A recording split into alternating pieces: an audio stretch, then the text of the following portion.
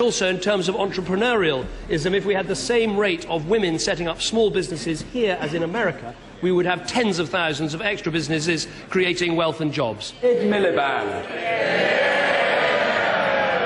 Mr. Speaker, can I start by paying tribute to Lance Corporal Liam Tasker from the Royal Army Veterinary Corps.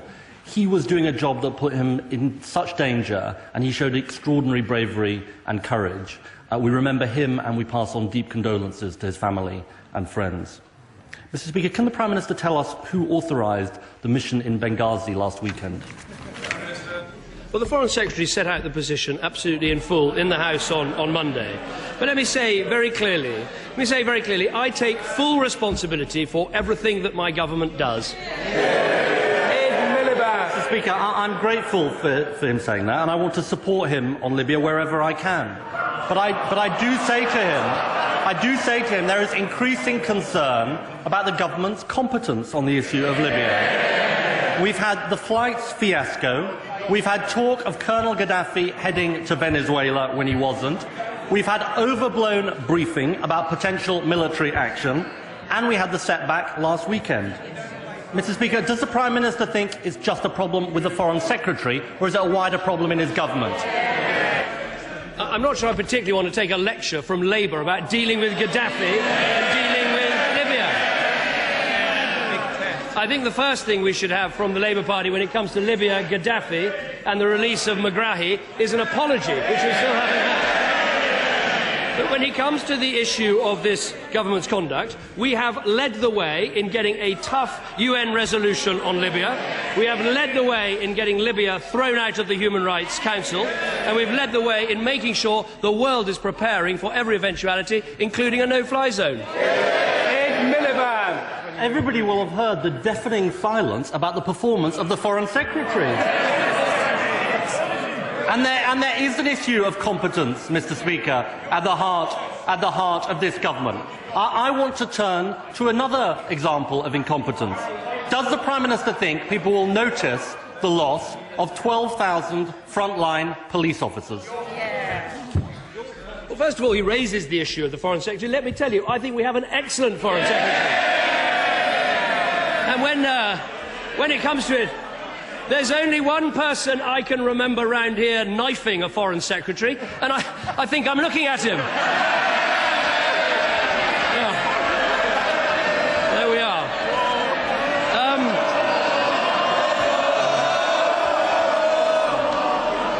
Right, I think we've dealt with that. Right, on the issue, we want to see police on the streets fighting crime, not stuck behind their desks fighting paper. That is what we want to achieve. And let me say to the honourable member, whoever was standing here right now would have to be reducing the Home Office budget and the policing budget. Labour were committed to a £1.3 billion cut. The question is not, are you reducing the budget? The question is, what are you doing to cut the paperwork, to freeze the pay, to deal with the allowances, to make sure the police are on the streets? I have to say, Mr. Speaker, the more he brings my relatives into this argument, the more you know he's losing the argument.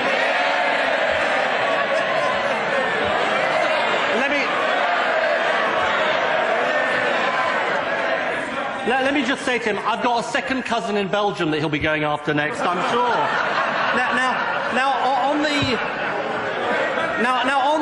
On the question of crime, he says he wants to improve frontline policing. But the West Midlands is losing 1,000 officers. Bedfordshire has scaled back gun licence checks. And now we hear that companies who have been burgled are going to be sent fingerprint kits in the post. Now, I have to say to him, I know he believes in the big society, but solving your own crimes is a bit ridiculous, even by his own standards. You have to ask, Mr. Speaker, does the Prime Minister actually have a clue what is going on out there? I think the leader of the Labour Party is getting a little bit touchy about this issue. The point I make, if you listen to what chief constables are saying about what they want to do, here is the chief constable of the Thames Valley.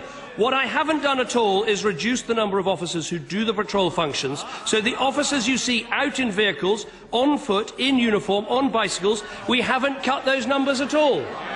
If you listen to the Chief Superintendent in Surrey, he actually says we are determined to increase our frontline capability by recruiting extra police constables. The fact is, all of the leadership of the police is engaged in the exercise of keeping costs under control to make sure we get more officers on the beat. Now, whether we have to divert them to protect his relatives, I don't know, but they're going to be on the beat. Miliband! 10 months, Mr. Speaker, and so out of touch with people up and down this country. He talks about police officers. In case you hadn't noticed, it's the Association of Chief Police Officers who say that 12,000 frontline police officers are going to be lost. And why are they being lost? Because he chose to go beyond the HMIC recommendation of 12% cuts. If he'd made 12% cuts, they could have found the savings from the back office. It's because he went too far and too fast and insisted on 20% cuts in policing. Well, he's wrong. The Association of the Chief Police Officers aren't talking about frontline officers, so he's simply wrong about that. But let me remind him what his Home Affairs spokesman said at the time of the election. He was asked, can you guarantee, if you form the next government, that police numbers won't fall? Alan Johnson, no. That was the position. And he said after the election, this is what he said: if Labour had won the general election, the Home Office budget would have been cut and the police would have had to make savings. What we see today is once again jumping on a bandwagon, total opportunism. He's got no plans to reform welfare, no plans to reform the NHS, and nothing useful to say about policing. Mr. Speaker, we know the government is out of touch, and now we know it's incompetent as well. Incompetent on Libya and incompetent on policing. The Prime Minister may act like he's born to rule, but the truth is he's not very good at it. It's just the usual pre-scripted questions you dreamt up earlier. But the fact is, has he got a reform plan for the NHS? No. Has he got a police reform plan? Has he got a plan to cut the deficit? No wonder, going back to the former Foreign Secretary, no wonder the former Foreign Secretary has just said this: the left is losing elections on an unprecedented scale because it's lost control of the political agenda, it's losing key arguments, and it has a deficit in ideas. That's what he said, and he's absolutely right.